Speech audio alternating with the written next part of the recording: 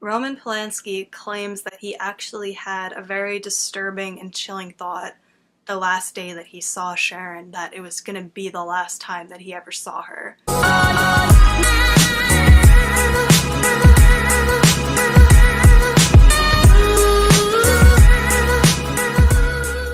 What's up guys, welcome back to my channel, or welcome if you're new.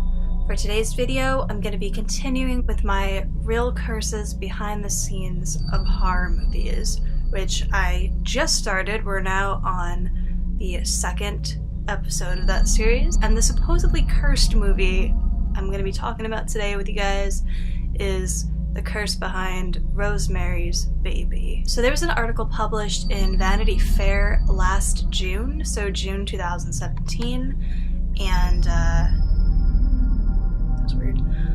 So last June, Vanity Fair published an article calling Rosemary's Baby the most cursed hit movie ever made. Ironically, the author of this article was named Rosemary. Her name is Rosemary Counter. So this movie was based on the 1967 hit horror novel by author Ira Levin.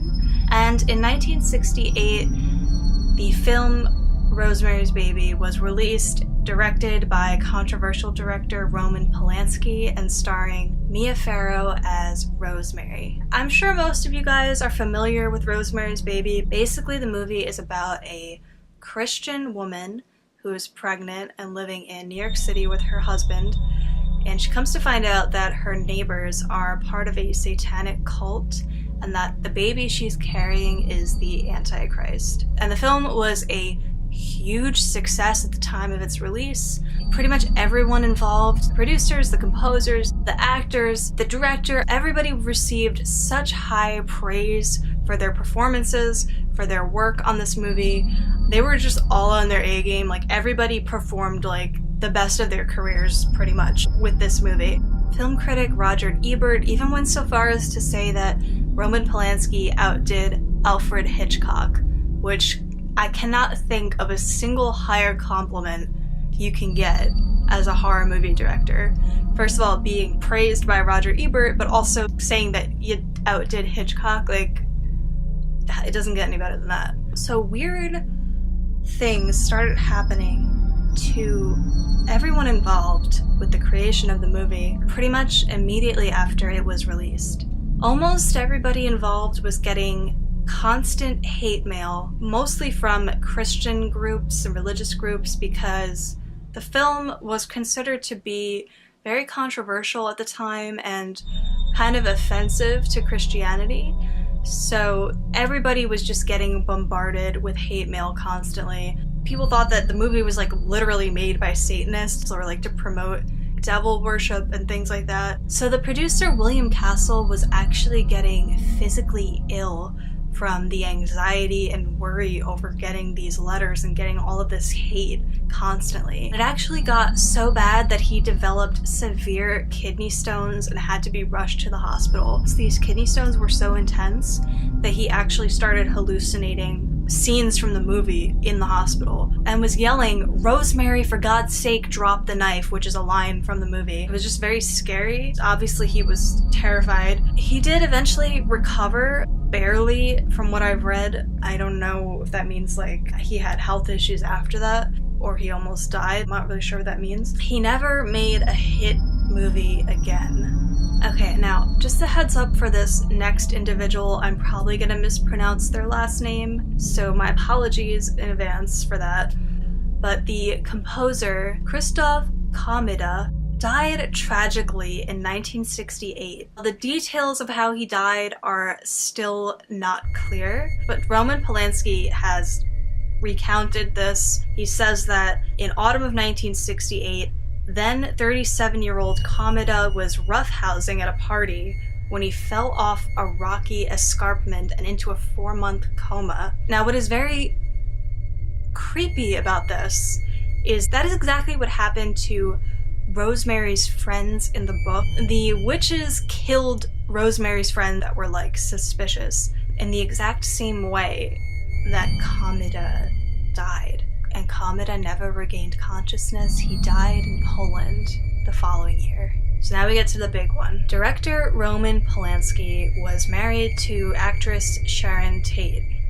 And in his autobiography, he recounts that he saw Sharon, who was very pregnant at the time, for the last time in July 1969. On August 8th, she was brutally and notoriously murdered by the Manson family.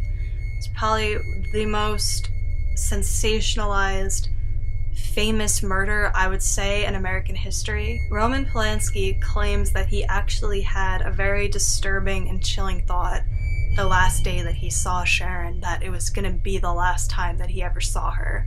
He said he just inexplicably had this thought come into his mind, and he never did see her again. And now there's a lot of theories about that. There's conspiracy theories about Roman Polanski sacrificing her to Satan for like success in Hollywood.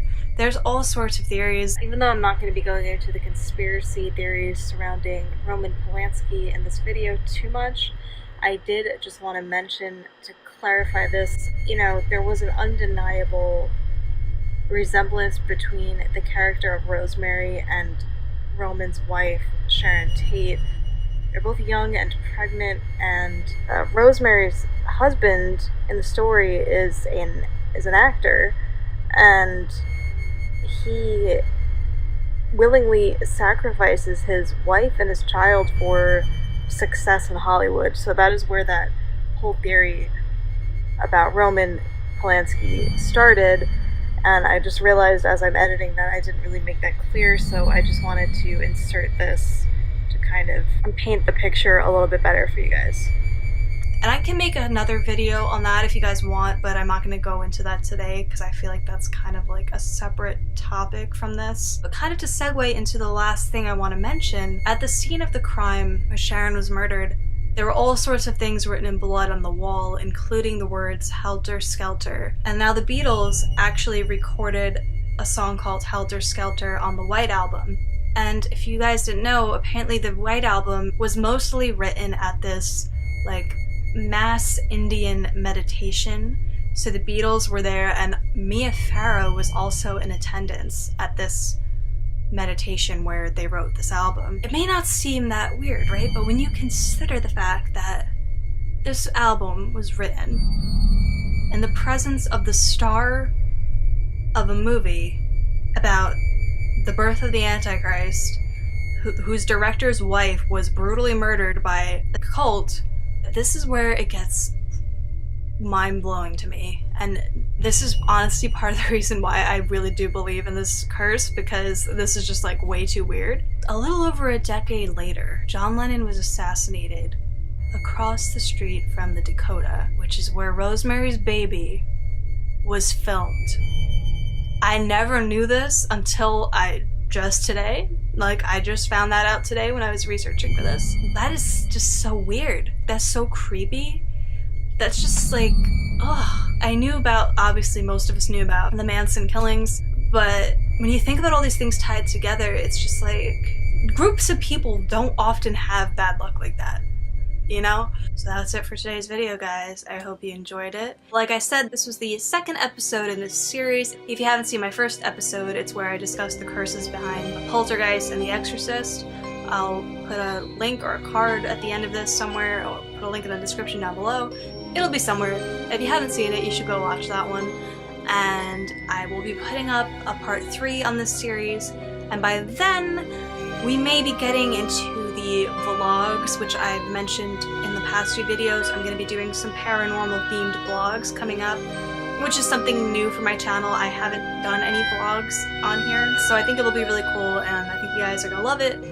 So keep your eye out for that, and thanks so much for watching, guys. I hope to see you in my next video.